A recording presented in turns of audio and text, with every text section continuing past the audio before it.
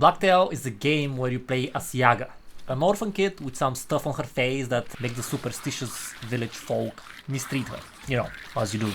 She has a sister whose face is probably kinda cute because everybody likes her. The game starts shortly after Yaga's sister disappears and Yaga sets out to find her because otherwise she'd get her cheek swabbed by the villagers because of her birthmark or whatever that thing on her face is.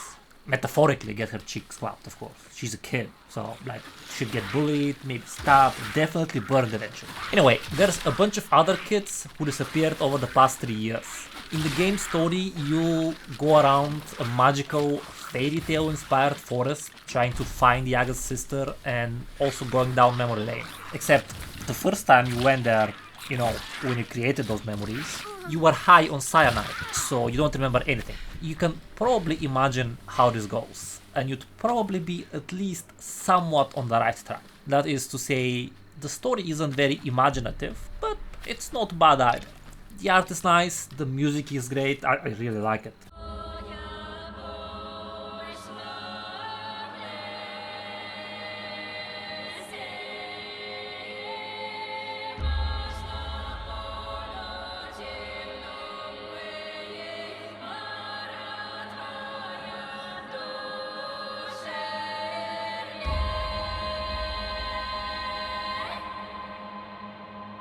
And the voice acting is also top notch.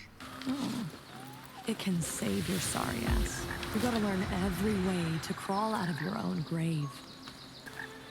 I think I know this place. I was here, like... It's been a year now. Painful memories? Good. Pain means you're not dead. Yet. A crystal wall. Curious. One day it'll shatter. Or you will. Keep moving. And that's cool and all, but what about the gameplay? Well, you have a bow, and you shoot things, and you also run around a lot.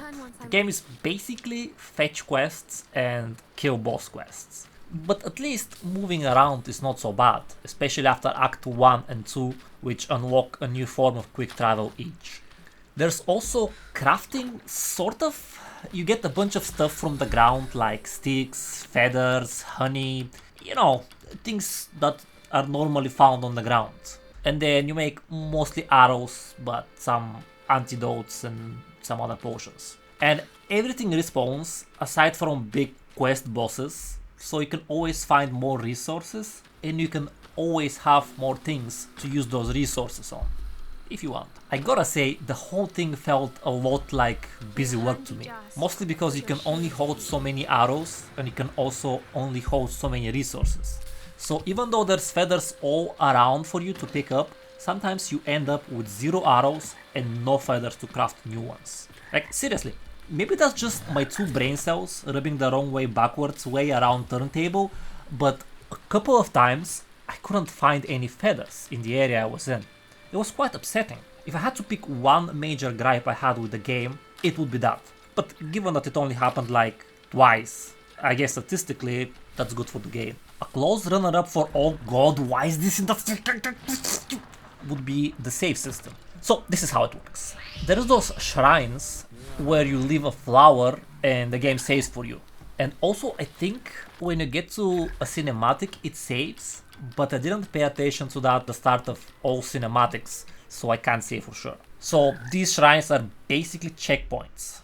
Very annoying if you end up falling off a cliff trying to shoot a portal before you slip into your doom, and the closest available shrines are not close. Yeah, you could argue that you could just not be a dumbass and find the proper way to your destination, but well, the game's presentation is kinda goofy. You mostly end up chatting up some giant mushrooms, singing plants with sharp teeth, a rock, cool Mr. Larva bro, annoying Ant Queen that keeps asking me for help even though I tell her that she's ugly and I hope she dies every time I see her, and maybe there's some other stuff you talk to, I don't know. Like that voice in your head.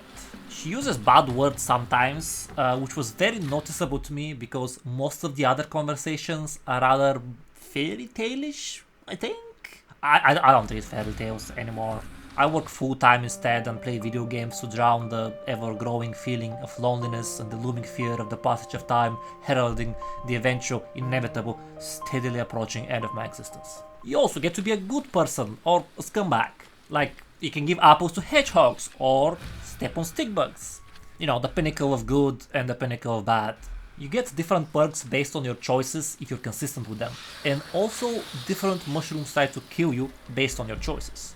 That's of course early game, maybe there's more to it late game, maybe not, I don't want to spoil that for you.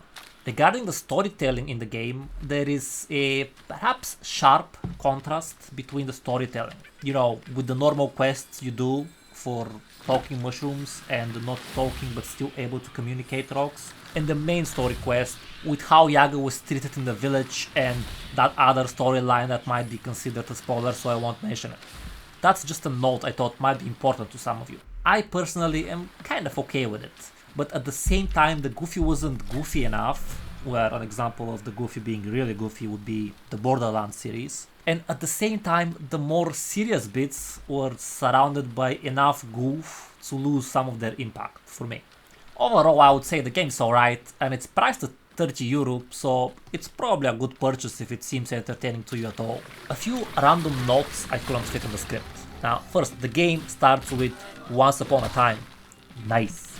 Boboks, which are basically pine cones with spirits in them, speak a bunch of Slavic languages. Or maybe not.